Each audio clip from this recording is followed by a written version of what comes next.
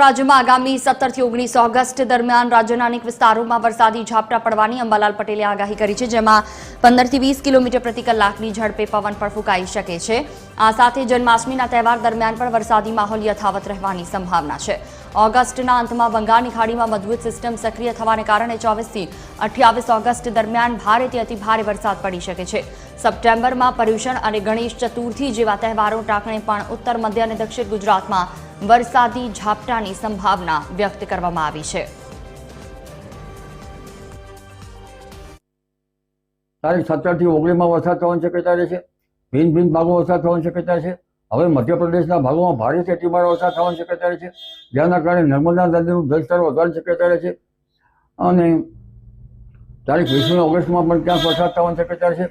પરંતુ તારીખ 20, 21 અને 22માં મુંબઈ મહારાષ્ટ્રના ભાગોમાં વરસાદ થવાની શક્યતા છે। દક્ષિણ ગુજરાતના ભાગોમાં વરસાદ થવાની શક્યતા છે। પરંતુ લગભગ તારીખ 23 ઓગસ્ટ બાદ પણ વરસાદ થવાની શક્યતા રહેશે।